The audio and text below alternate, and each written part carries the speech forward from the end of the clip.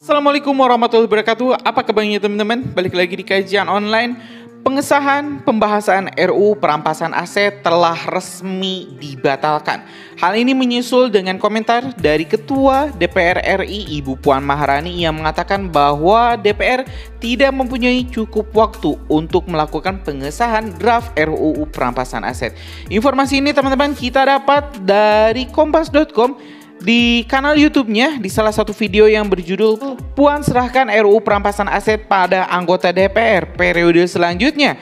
Dalam press release-nya, Ketua DPR RI Puan Maharani memberikan pernyataan mengejutkan soal kapan perancangan undang-undang RUU perampasan aset akan diselesaikan. Ini kan waktunya sudah pendek sekali dan nanti kan ada anggota DPR selanjutnya. Ini kita fokus dulu hal-hal yang harus kita selesaikan sampai tanggal 1 Oktober, kata Puan saat ditemui di Komplek Parlemen Senayan, Jakarta Pusat, Selasa, tanggal 10 September 2024. Ia menegaskan DPR akan menunggu hingga pergantian periode selanjutnya sembari menyelesaikan tugas lain. Kita tunggu sampai pergantian periode selanjutnya sambil menyelesaikan hal-hal yang harus diselesaikan, kata dia. Teman-teman, RUU perampasan aset ini memang adalah salah satu undang-undang yang sangat dinantikan oleh rakyat Indonesia karena RUU perampasan aset ini adalah salah satu senjata utama, senjata pamungkas bangsa Indonesia dan juga para penegak hukum, KPK, Kejaksaan hingga kepolisian untuk mengusut dan juga mengembalikan kerugian negara akibat tindakan korupsi. Dan pembatalan pengesahan RUU perampasan aset ini tentu menjadi pukulan telak bagi pemberantasan korupsi di Indonesia. Karena selama hampir 2 periode teman-teman era Pak Jokowi, para DPR tak kunjung menyelesaikan RUU perampasan aset. Dan hari ini teman-teman kita bakal sama-sama mendengarkan juga kita menyimak langsung. Ini tadi kita sudah baca press release-nya, kita mau langsung saja simak. Ini pernyataan dari Ketua DPR RI Ibu Puan Maharani dan apa sih alasannya? Kenapa Bu Puan ini sampai menolak untuk mengesahkan RUU perampasan aset? Kita langsung saja simak video selengkapnya.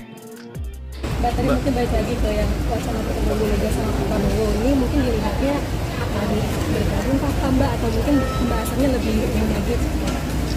Silaturahmi penting, akan ada pertemuan insya Allah ya, bahwa akan ada pembicaraan sampai ke situ kita tunggu saja. Mbak Puan, ada informasi kalau ada salah satu anggota keluarga Bung Karno yang bertemu dengan Prabowo, ditemui oleh Pak Prabowo, dan infonya orang tersebut akan ada salah satu anggota keluarga dari Bung Karno ini yang akan menjadi menteri juga di kabinet Prabowo Gibran. Mungkin apa ada info Bu itu siapa dan apa betul itu info? Terkait rencana pertemuan Pak Prabowo dengan Bu Mega di mana ya Mbak Puan? Ya nanti kalau sudah pada waktunya pasti teman-teman media juga pasti tahu. Tapi kan disebut sebelum 20 Oktober pelantikan ya Mbak, ini benar ya? Ya. Mbak, kalau ada pembahasan juga nanti di kabinetnya seperti apa Mbak? Atau itu masih terlalu jauh atau gimana Mbak? Masih terlalu jauh dan komunikasi udah kita lakukan, kan saya juga sering ketemu Mas Prabowo di acara-acara Pak Prabowo. Jadi ya selalu berkomunikasi, selalu bersilaturahmi. Mbak, kalau perampasan aset akan dikelarkan di ini kan waktunya masih sudah pendek sekali dan nanti kan akan ada anggota DPR periode selanjutnya. Jadi ini kita fokus dulu ke hal-hal yang harus kita selesaikan sampai tanggal 1 Oktober.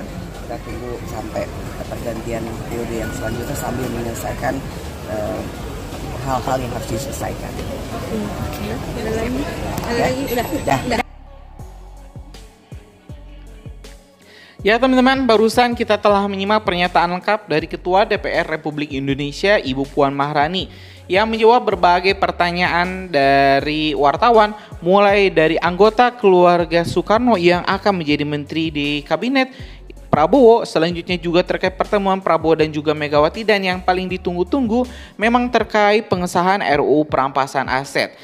Resmi teman-teman, RUU perampasan aset batal, tidak akan diselesaikan atau tidak akan dirampungkan di era DPR sekarang ya. Mungkin dari 2019 hingga 2024 RUU perampasan aset ini mandek.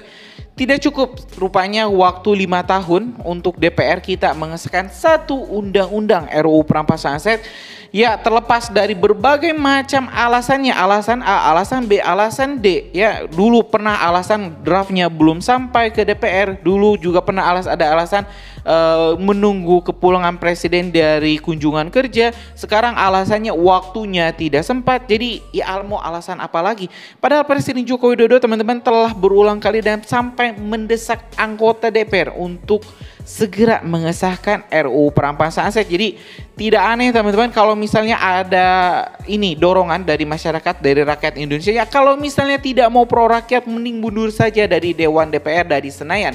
Buat apa menjadi perwakilan rakyat, penyambung lidah rakyat, penyambung suara rakyat, tapi keinginan rakyat untuk memberantas korupsi tidak didukung.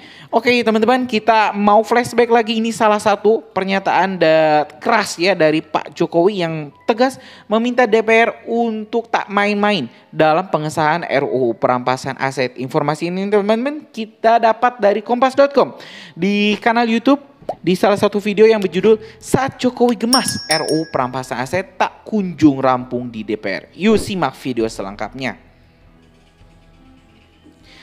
Presiden Joko Widodo meminta agar RUU perampasan aset segera dirampungkan.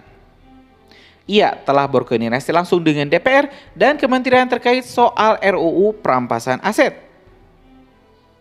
Jokowi berjanji akan keluarkan surprise jika RUU itu telah rampung. Namun hingga kini RUU tak kunjung rampung.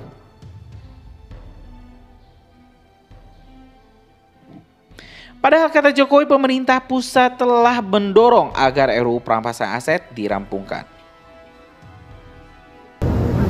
Kita terus mendorong agar RUU perampasan aset itu segera diselesaikan. Penting sekali undang-undang ini, penting sekali.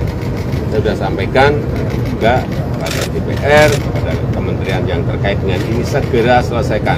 Kalau sudah rampung ya bagian saya untuk terbitkan perpres secepatnya. Sudah kita dorong, sudah lama kok. Kita nggak rampung-rampung.